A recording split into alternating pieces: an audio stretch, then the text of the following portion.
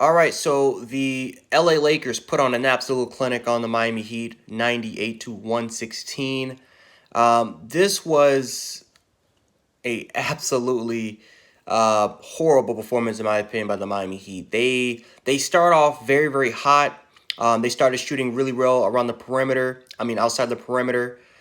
Threes were falling in. They were rebounding very well on the low post, and then everything just went to hell midway through the first quarter. The Lakers just put on an absolute clinic. They dominated the low post. They dominated the perimeter, the outside perimeter, which is actually kind of crazy because the Lakers are not known for making really a lot of perimeter shots, but they set a franchise record in threes today, so that was very impressive. I thought Cotwell Pope, he's played really well. He had that bad game.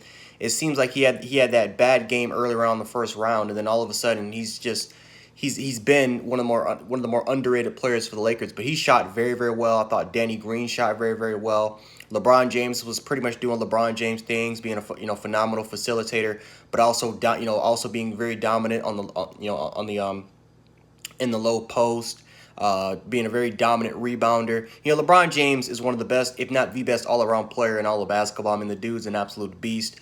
Anthony Davis was the player of the game to me. He was a monster tonight. I mean, the Miami Heat could not contain him down low.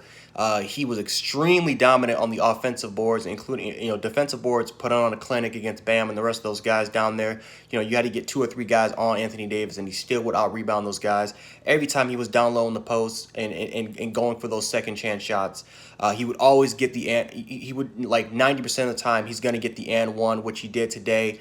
He's also a phenomenal free throw shooter, which we saw Anthony Davis really do today. The Lakers were just really good. Dwight Howard, when he came into the game, he was very dominant on the boards. He had 8 rebounds today. The Lakers were just too strong, man. The Lakers are too strong, and then I think also the Lakers are arguably the best defensive team in all of basketball, right? You saw what Rondo did when he came in the game. How I think the Lakers played a lot more, better defensively sounded when he was in the ball game. Cotwell Pope played really well defensively. I thought Danny Green was very underrated in the perimeter as a defender. LeBron James was really good. Anthony Davis was good. I mean, the Lakers, from their starters all the way to the bench, they showed that they are arguably the deepest team in the NBA when it comes to just playing defensive sound football. I can't believe I even said that, but defensive sound basketball. And when you can't shoot threes, right, the Heat, if you can't really shoot the three really well, which you saw the Heat do, Duncan arguably is their best three-point shooter, and he had 0 points in 27 minutes, couldn't make a bucket. Jamison Crowder had a little bit of off net three-point, right? When you can't really make those three-point shots, the Lakers are going to win almost every single time because down low, they're gonna crash the boards and they're gonna win those engagements most of the time. When the Lakers can also shoot, they're a very underrated team when it comes to shooting the three ball as well, and they can also dominate you from the mid range game. So the Lakers, this is a team that that has just a lot of advantages. And again, the Lakers, they don't have the deepest roster in the NBA, right, compared to the Clippers or even the Miami Heat with the players that they have on the bench. But the Lakers are just, as a team wise, they are just defensively sounded, man. They're defensively sounded. They're very disciplined. Again, not the greatest talent in the world besides LeBron James and Anthony Davis, but this is a team that has that chemistry that can play really well. And the Miami Heat they weren't into it. They weren't really into it. But again, I think the biggest reason why I think the Heat lost, besides three, was because the Heat has been overmatched. The Heat has pretty much been overmatched. At least in this particular series, as far as what they got down low, right? Bam was that guy.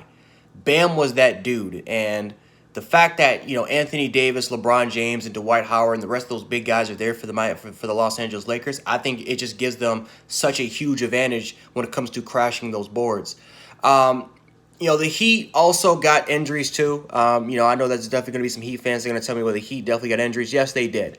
Bam has a shoulder strain. Goran Dragic has a foot injury. It looks like he's done for the rest of the season. Which, if they lose him, that's your leading scorer. That's a tough loss if you lose Goran Dragic. And then obviously Jimmy Butler, he hurt himself in the first half with an ankle injury, twisted his ankle. So, listen, man, Chris Nunn had 18 points when he was in the game as that replacement, and I was actually pretty shocked, how poorly he's done in the playoffs, or how they haven't really used him as much. Because he averaged 15 points a game. He was on pace to maybe competing for being top 3 as rookie of the year. But hopefully he's gonna have to step up. He's gonna have to be that Chris Nunn we saw in the regular season, while he's at least putting up 15. No, he's gonna have 15 or at least even more than that. Jimmy Butler had an okay game. I felt like he didn't have the greatest game in the world, especially on the defensive side of the ball. I think he needs to get better. Duncan has got to shoot better, man. 0 points in the finals is just unacceptable. So he's definitely got to shoot better.